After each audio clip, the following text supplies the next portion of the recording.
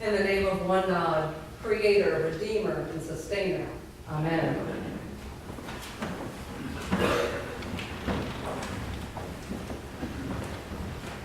Call me sentimental, but every year I look forward to revisiting my favorite Christmas movies on TV, including The Miracle on 34th Street, the original version, The Christmas Story, and of course, It's a Wonderful Life. The danger with seeing these same films year after year, of course, is that they are so familiar that they can get stale. One friend said, "I'm afraid they just don't do it for me anymore." The same thing can happen, I'm afraid, with the story of Jesus' birth. We know it so well. We can anticipate every line, and we run the risk of sentimentalizing it to the point where it loses its true meaning. That God has come to be with us, not in power and might and splendor, but in the gritty vulnerability and powerlessness of a baby, born in adverse circumstances. The story of Jesus' birth has much to tell us about God and about ourselves. Before we know anything of the rest of Jesus' life, his ministry and passion, we hear of his birth. Each detail points to who Jesus is and will become, beginning with his family. Having both said yes to the mystery of God about to be revealed, Joseph and Mary travel to Bethlehem, where they are denied a welcome at the inn, which is most likely full as a result of the required census. Imagine their nervousness as Mary goes into labor in the only place where they can find shelter, amongst the animals. Not the ideal place to have a child, on the dirty straw of a stable, without the help of midwives from back home. But into that anxiety, bureaucracy, and smelly muck, Jesus was born. Shepherds were in the fields with their flock that night.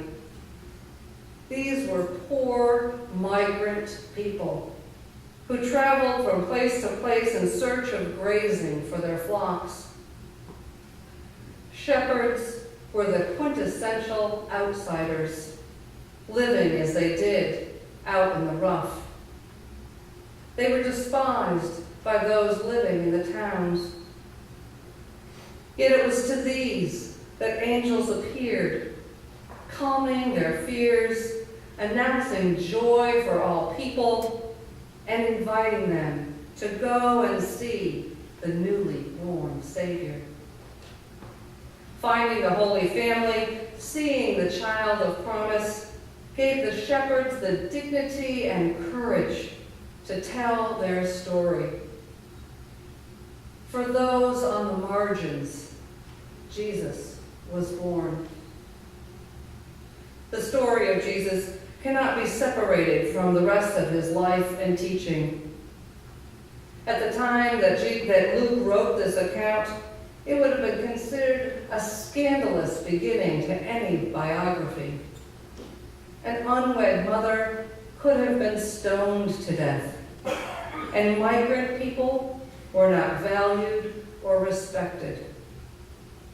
So to have angelic choirs trusting them with news of the Messiah's birth, well, it turned upside down the expectation that the Messiah would come to rule the world in splendor and great power as a king.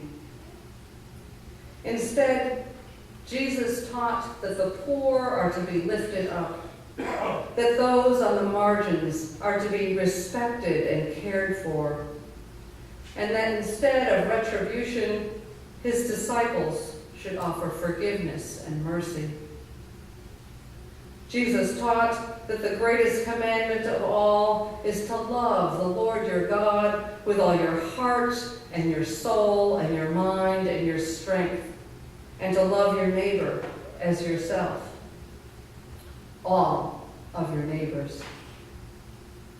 I had someone tell me this week that they hadn't been to church in a while, but they kind of missed religion and its account of history.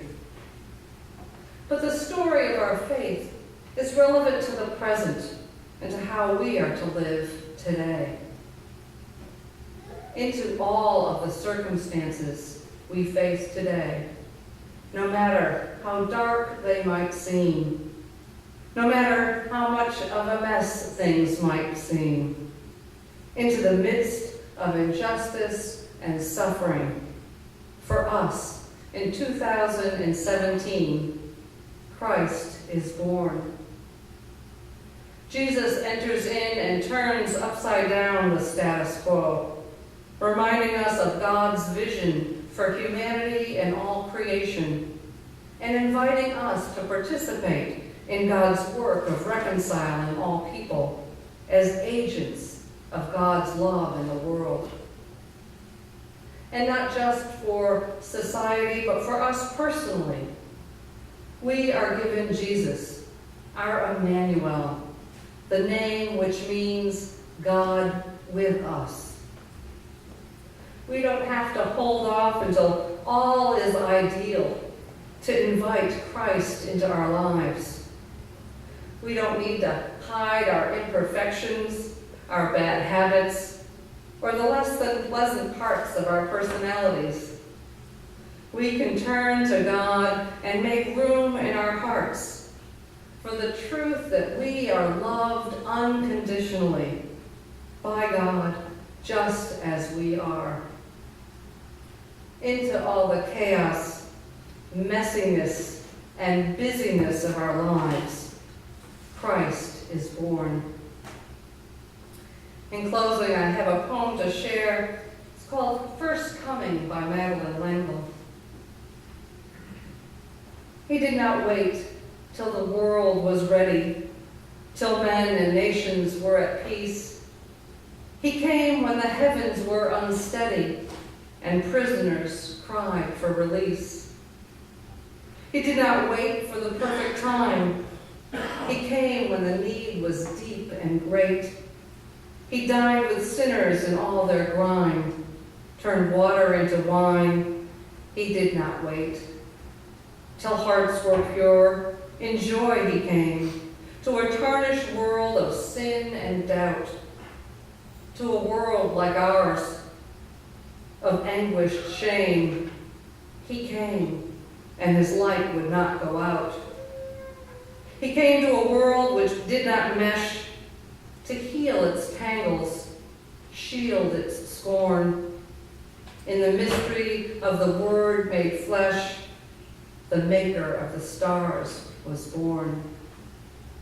We cannot wait till the world is sane to raise our songs with joyful voice, for to share our grief, to touch our pain. He came with love. Rejoice, rejoice. Amen.